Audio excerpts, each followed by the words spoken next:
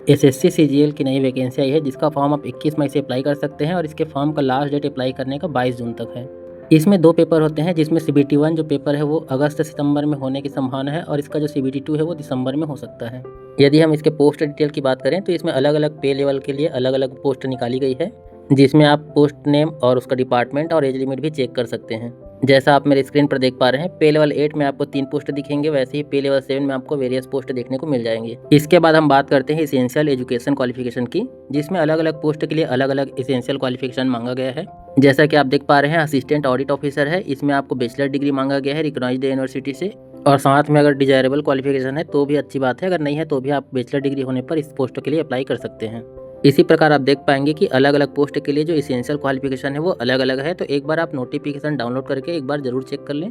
इसी प्रकार आप देख पाएंगे कि जेएसओ का पोस्ट है, उसमें 60% मार्क्स मांगा गया है मैथमेटिक्स में, वो भी 12th स्टैंडर्ड लेवल का।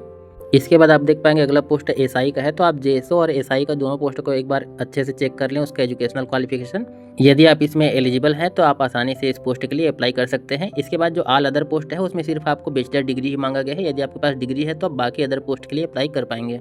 इस पोस्ट के लिए अपेयरिंग छात्र भी अप्लाई कर सकते हैं, जिन लोग अभी लास्ट सेमेस्टर में हैं उन लोग भी अप्लाई कर सकते हैं। ध्यान रहे उनके पास 1 अगस्त तक क्वालिफिकेशन की डिग्री कंप्लीट हो जानी चाहिए, तभी वो अप्लाई कर पाएंगे।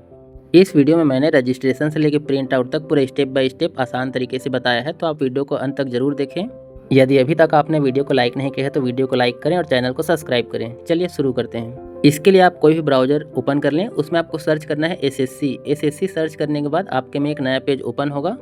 इसमें आपको ssc.gov.in home staff selection commission लिखा है, इस पर क्लिक करना है। इसके बाद आप एसएससी की ऑफिशियल साइट ओपन हो जाएगा। इसमें आपको लॉगिन और रजिस्टर वाले आइकन पर क्लिक करना है। क्लिक करने के बाद यदि अभी तक आपने रजिस्ट्रेशन नहीं किया है तो नीचे रजिस्टर नाउ पर क्लिक करेंगे। इसके बाद आपके में एक नया पेज ओपन होगा। यहाँ पे आप कंटिन्यू में क्लिक करके अपना रजिस्ट्रेशन पूरा कर सकते हैं, जिसमें आपको अपनी बेसिक डिटेल ही भरनी होती है, जैसे कि अपना नाम, मोबाइल नंबर, ईमेल आईडी इत्यादि। रजिस्ट्रेशन कंप्लीट होने पर आपको एक रजिस्ट्रेशन नंबर मिलेगा, जिसे आपको ऊपर फिल करना है, नीचे पासवर्ड डाल के कैप्चा कोड डालना है। कैप्चा कोड डालने के बाद आपको लॉगिन वाले आइकन पर क्लिक करना है। लॉगिन करने के बाद आपका एसएससी अकाउंट यहाँ पे ओपन हो जाएगा। इसमें आपको लाइव एग्जामिनेशन पे देख पा रहे हैं कंबाइंड ग्रेजुएट लेवल एग्जामिनेशन 2026 लिखा है, उसमें आपको अप्लाई वाले आइकन पर क्लिक करना है। जैसे ही आप अप्लाई वाले आइकन पर क्लिक करेंगे आपके सामने एक नया पेज ओपन हो जाएगा। इसमें आपको नीचे स्क्रॉल करना है। नीचे स्क्रॉल करने के बाद आपको फिल फॉर्म पर क्लिक करना है। क्लिक करते ही आपके में एक नया पेज ओपन होगा। इसमें आपकी पर्सनल डिटेल है, जो आपने रजिस्ट्रेशन के समय भरा था वही डिटेल यहाँ पे शो होगी, जिसे आप चेंज नहीं कर सकते। इसमें आपको नीचे स्क्रॉल करके नेक्स्ट पे क्लिक करना है, उसके बाद सक्सेस वाले ओके पर क्लिक करना है। इसके बाद नेक्स्ट आता है आपका एजुकेशन डिटेल्स, जिसमें सबसे पहला पॉइंट आपको देख पा रहे हैं हाईएस्ट एजुकेशनल क्वालिफिकेशन लिखा है। इसमें आपको अपना हायर एजुकेशन ही सेलेक्ट करना है। यदि आपने ग्रेजुएशन किया है या पोस्ट ग्रेजुएट या फिर पीएचडी तो उसे आप सेलेक्ट करेंगे। इसके बाद नेक्स्ट है आपका क्वालिफाइंग एजुकेशनल क्वालिफिकेशन। ध्यान रहे इसमें आप जिस भी पोस्ट के लिए अप्लाई कर रहे हैं जिसमें डिग्री मांगा गया है तो आप उसी ही सेलेक्ट करेंगे। यदि आप ग्रेजुएशन कंप्लीट कर लिए हैं तो ग्रेजुएशन, या फिर उसके इक्विवेलेंट है तो उसे, या फिर आप डीम्ड ग्रेजुएशन में आते हैं तो उसको आप सिलेक्ट कर सकते हैं। इसके बाद आता है नेक्स्ट आपका ईक्यू स्टेटस, यानी कि आपने जो भी ग्रेजुएशन फील किया है उसमें आप पास हुए हैं या फिर अभी अपीयर है। यदि आप अभी पढ़ाई कर रहे हैं, लास्ट सेमेस्टर में है तो अपीयरिंग डालेंगे, यदि आप पास आउट है तो पास को सिलेक्ट करेंगे। इसके बाद नेक्स्ट है आपका पासिंग ईयर। यदि आप पास डालते हैं तो आपको पासिंग ईयर यहाँ से सेलेक्ट करना है कि आप किस ईयर में पास हुए थे, अपना ग्रेजुएशन किस ईयर में आपने कंप्लीट किया है। इसके बाद नेक्स्ट है आपका स्टेट या फिर यूटी ऑफ यूनिवर्सिटी इंस्टीट्यूट। इसमें आप जिस भी स्टेट से अपना ग्रेजुएशन पास किया है उस स्टेट को यहाँ पे सेलेक्ट करना है। इसके बाद नेक्स्ट है आपका नेम ऑफ यूनिवर्सिटी या इंस्टीट्यूट। यहाँ पे आप जैसे ही ऊपर में सेलेक्ट करेंगे स्टेट, उसके बाद नीचे आपको आपका यूनिवर्सिटी दिख जाएगा, उसमें आपको अपना यूनिवर्सिटी डालना है। नेक्स्ट है रोल नंबर। इसमें आपको अपने ग्रेजुएशन का रोल नंबर फिल करना है। इसके बाद आप नीचे देख पा रहे हैं यदि आपने ग्रेजुएशन परसेंटेज वाइज था तो आप यहाँ पे अपना परसेंटेज फिल करना है, और यदि आपका जो ग्रेजुएशन है वो सीजीपीए सिस्टम था तो आपको यहाँ पे अपना सीजीपीए फिल करना है। सभी जानकारी भरने के बाद आपको सेव एंड नेक्स्ट पर क्लिक करना है, ओके पर क्लिक करना है। इसके बाद नेक्स्ट आता है आपका एडिशनल इन्फॉर्मेशन, जिसमें आपसे पूछा जा रहा है कि क्या आप एक से सर्विसमैन है। यदि आप हैं तो यस करेंगे, नहीं है तो इसे आप सिंपली नो पर क्लिक करेंगे। इसके बाद नेक्स्ट है आपको एज रिलैक्सेशन। यदि आपको चाहिए तो यस करेंगे, और साथ में आपको रीजन भी यहाँ पे बताना पड़ेगा कि किस रीजन की वजह से आप एज रिलैक्सेशन ले रहे हैं। यदि आप नहीं लेना चाहते हैं तो नो पर क्लिक करेंगे। इसके बाद नेक्स्ट है कि आप अपना पर्सनल इन्फॉर्मेशन किसी भी जॉब अपॉर्चुनिटी को देना चाहते हैं तो यस करेंगे, नहीं चाहते हैं तो नो पर क्लिक करेंगे और सेव एंड नेक्स्ट पर क्लिक करेंगे, सक्सेस में ओके पर क्लिक करेंगे। इसके बाद आता है आपका एडिशनल इन्फॉर्मेशन का कॉलम 2, जिसमें आपको अपना प्रेफरेंस डालना है कि आप एग्जाम सेंटर कहाँ कहाँ देना चाहते हैं। इसमें आप 3 सेंटर सेलेक्ट कर सकते हैं। जो सेंटर आपके सबसे नज़दीक हो उसे आप प्रेफरेंस 1 पे रखें, जो उससे दूर है उसे 2 पे रखें और जो सबसे ज़्यादा दूर लगे उसे 3 पर आप रख सकते हैं। नेक्स्ट में आपसे पूछा जा रहा है कि आप जो एग्ज़ाम देंगे कंप्यूटर बेस्ड एग्जामिनेशन, वो उसका माध्यम कौन सा रहेगा, हिंदी या इंग्लिश। आप जिस भी माध्यम में एग्ज़ाम देना चाहते हैं उसे आप यहाँ से सेलेक्ट कर लीजिए। उसके बाद आपको वेरीफाई मीडियम में दोबारा से वही सेलेक्ट करना है जो आपने ऊपर सेलेक्ट किया है। इसके बाद आप देख पा रहे हैं कि 26.1 और 26.2 ये जो दोनों है, आपने रजिस्ट्रेशन करते समय जो भी जानकारी भरी थी उसके हिसाब से वो पहले से ही इसमें फिल हो चुका है। इसके बाद नेक्स्ट है आपका 26.3 का पैरा, जिसमें पूछा जा रहा है कि आपका जो फिजिकल लिमिटेशन है यदि आपके पास है तो यस करेंगे, नहीं है तो आपको नो पर क्लिक करना है। इसके बाद नेक्स्ट है आपका 27.1, जिसमें पूछ रहा है कि आप जेएसओ के पोस्ट के लिए अप्लाई करना चाहते हैं या नहीं। आप करना चाहते हैं तो यस करें, नहीं करना चाहते हैं तो नो पर क्लिक करेंगे।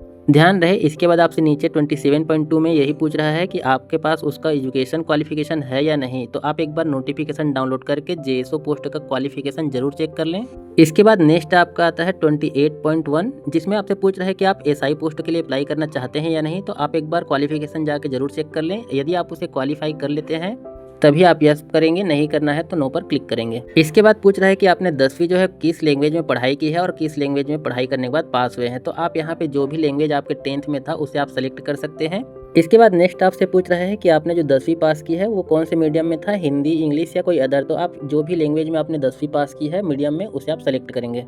इसके बाद आप देख पा रहे हैं इसमें असिस्टेंट ऑडिट ऑफिसर का पोस्ट को आप अप्लाई करते हैं तो आप यस पर क्लिक करेंगे, यदि नहीं करना चाहते हैं तो नो पर। और उसके बाद आपके पास इसेंशियल क्वालिफिकेशन भी होना चाहिए, यदि है तो यस करेंगे, नहीं है तो नो पर क्लिक करेंगे।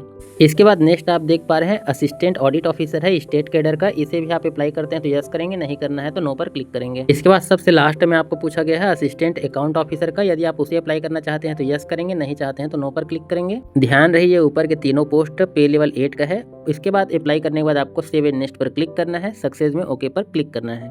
इसके बाद नेक्स्ट ऑप्शन है आपका सिग्नेचर और फोटो अपलोड करने का। ध्यान रहे इसमें आपको प्रोसेस बताया गया है कि आप अपना फोटो कैसे अपलोड कर सकते हैं। इसके लिए आपको माई एसएससी एक ऐप है जिसे डाउनलोड करना होगा। ध्यान रहे डाउनलोड करने के बाद आपको डैशबोर्ड में जाना है। उसके बाद माई एप्लीकेशन में जाने के बाद आप देख पा रहे हैं कि आधार ऑथ वेरिफिकेशन पर क्लिक करके आपको वेरीफाई भी करना है।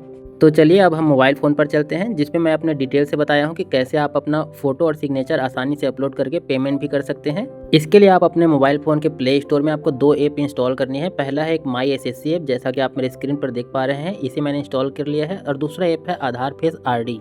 ये दोनों ऐप आपको प्ले स्टोर में आसानी से मिल जाएंगे। दोनों को आपको इंस्टॉल करना है। इंस्टॉल करने के बाद आपको माई एसएससी ऐप को ओपन करना है। ओपन करने के बाद आपको ऊपर देख पा रहे हैं लॉगिन रजिस्टर पर क्लिक करना है। करने के बाद आपको यहाँ पे अपना यूजर आईडी डालना है, नीचे पासवर्ड डालना है। उसके बाद नीचे कैप्चा फिल करने के बाद लॉगिन पर क्लिक करना है।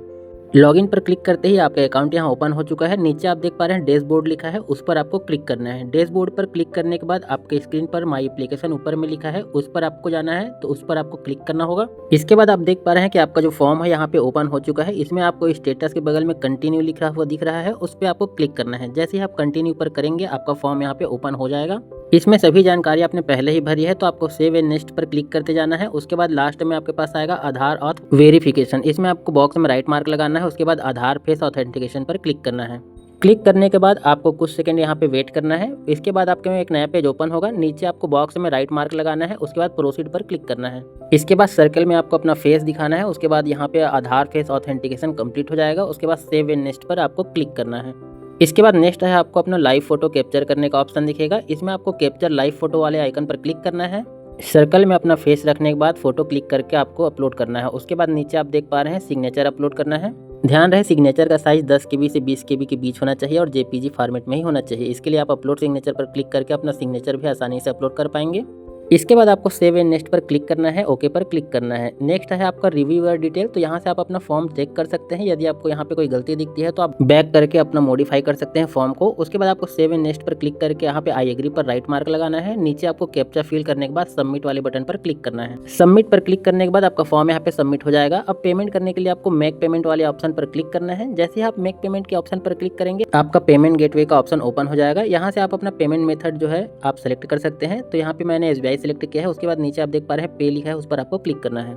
इसके बाद आप देख पाएंगे आपके सामने बहुत सारे पेमेंट करने का ऑप्शन ओपन हो जाएगा। इसमें सबसे बेस्ट ऑप्शन होता है UPI का, तो आप UPI पे क्लिक करेंगे। इसके बाद आप नीचे स्क्रॉल करके कंफर्म पर क्लिक करेंगे। इसके बाद आप नीचे स्क्रॉल करेंगे और यहाँ पे आपको आपका QR दिख जाएगा।